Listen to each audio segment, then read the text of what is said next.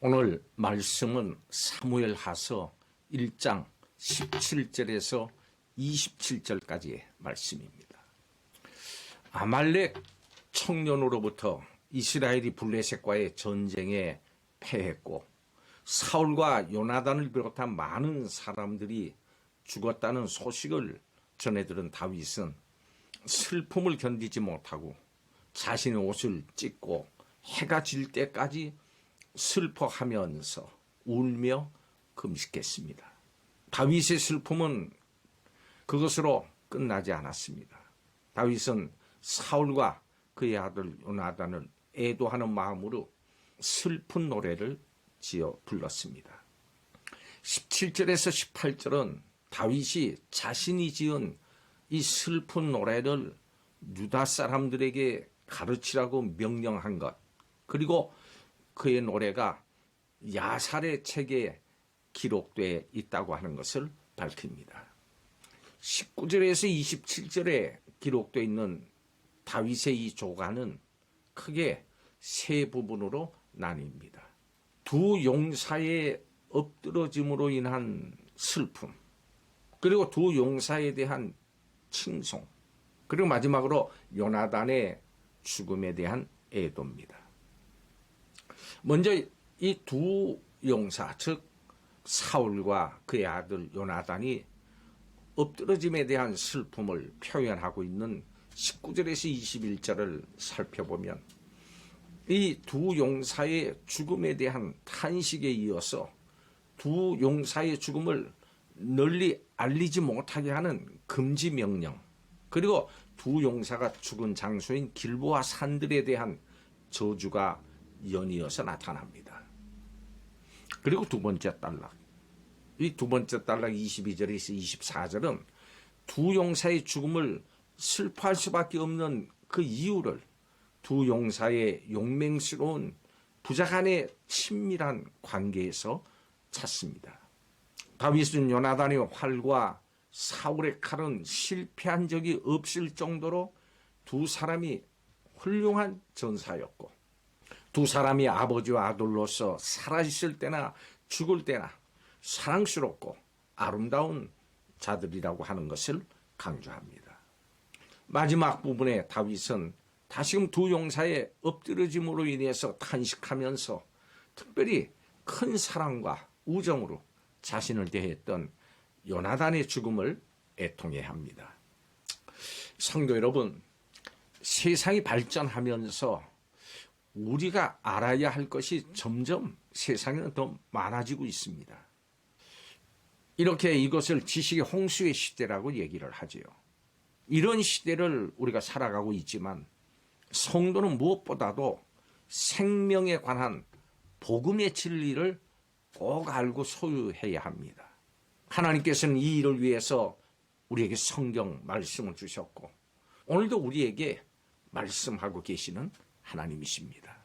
오늘 말씀을 통해서도 우리가 잊지 말아야 할 것들이 있다고 말합니다. 이것이 무엇인지 살펴보겠습니다. 첫째로 슬픔을 잊지 말고 이겨내야 됩니다. 오늘 이 부분의 말씀에서 특별히 다윗은 하나님의 백성이 이방 족속에게 패한 가슴 아픈 일들을 슬픈 노래, 조가로 지었고 이 노래를 기록으로 남겨서 유다 족속에게 가르치라 이렇게 명령했습니다. 이것은 사울과 요나단 그리고 이스라엘 백성의 죽음으로 인한 슬픔이었습니다마는 오늘 교회와 우리도 이 슬픔을 고교함으로 현재 상황에서 놓치지 말아야 할 중요한 교훈을 배우게 됩니다. 그 교훈은 슬픔에 대한 겁니다. 슬픔은 잊어야 하는 것이 아니라 이겨내야 하는 것입니다. 마음을 아프게 한 슬픔의 그 일을 잊지 말고 이 슬픔이 다시는 반복되지 않도록 오늘 우리의 이 시간 속에서 그 일을 살피면서 우리의 삶을 돌아보는 디딤돌로 삼아야 됩니다. 두 번째는 비참함을 잊지 말고 떠올려야 합니다. 우리 성도가 기억해야 할 슬픔은 하나님의 뜻을 버리고 불순종한 이스라엘의 그 비참함입니다. 이스라엘이 이방 민족에 의해서 죽어간 처참함입니다. 하나님은 이스라엘이 하나님을 떠났을 때 이스라엘을 보호하시질 않고 오히려 하나님께 주셨던 그 은혜를 거둬 가셨습니다. 이는 이후에도 교회의 역사 속에서 반복되고 있는 겁니다. 교회가 하나님을 두려워하지 않고 세상의 방식을 따라갈 때 하나님께서는 성령을 거두시고 그 촛대를 다른 곳으로 옮기셨습니다. 세상의 빛과 소금으로서 하나님의 영광을 드러내야 될 교회가 사탄의 먹잇감이 되고 세상의 비난 그리고 멸시 가운데 사라져버렸습니다. 우리는 하나님 앞에서 하나님의 말씀으로 현재 우리의 모습을 살펴야 합니다. 성전의 웅장함 그리고 화려함은 사실 하나님 앞에서는 아무것도 아닙니다. 성전의 웅장함과 아름다움이 하나님의 영광과 복음의 진리를 가려서는 결코 안 됩니다. 우리는 성전의 웅장함과 화려함이 아니라 교회의 영광과 복음의 진리를 붙들고 그 영광의 능력으로 살아가야 합니다. 마지막 세 번째로 이전에 누렸던 영광을 우리는 잊지 말아야 합니다. 하나님께서 함께 하셨던 이스라엘의 영광을 보십시오. 대적과의 싸움에서 결코 물러섬이 없었습니다. 그리고 승리가 보장돼 있었습니다. 심이 아름답고 또 사랑이 넘쳤습니다. 우리 역시 예수님을 주와 그리스도로 고백할 때 그분의 영광 가운데 거하게 됩니다. 하나님의 자녀로서 죄와 사망에서 벗어나서 생명 가운데 거하고 악한 권세와 세상이 감당하지 못할 평강을 우리가 누리고 있는지 우리 자신을 한번 살펴봅시다. 우리나라 초기 교회는 세상과 다른 구별된 삶을 성도들이 살았고 희생과 섬김과 사랑의 빛을 드러냈습니다. 이 영광을 우리는 기억해야 됩니다. 그리고 회복해야 합니다.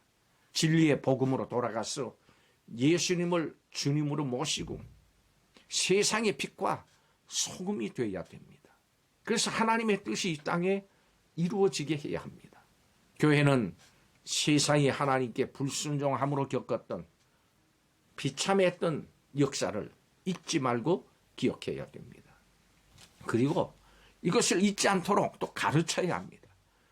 우리는 하나님의 뜻을 잊어버리고 지나쳐버리는 문제가 우리에게 없는지 말씀을 통해서 배우고 또 살펴봐야 됩니다.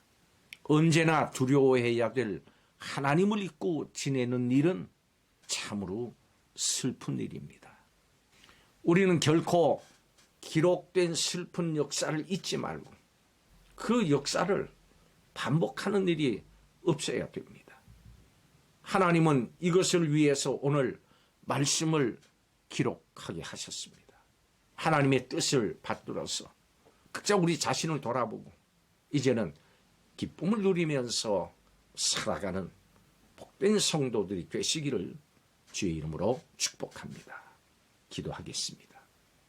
하나님께서 붙드시고 보호하셨을 때 이스라엘은 강하고 화려했습니다만 하나님께서 징계하시니까 약하고 비참해진 것을 봅니다. 우리의 삶과 성경 가운데서 하나님께 불순종할 때 겪었던 비참한 일들을 우리가 잊지 않고 기억하게 하여 주옵소서. 또한 교회와 성도가 다시는 그와 같은 비참한 길을 걸어가지 않도록 스스로 조심하면서 또한 이 슬픈 일들을 가르치는 일을 우리가 잘 감당하게 하여 주시옵소서. 감사드리며 예수님의 이름으로 기도하옵나이다. 아멘.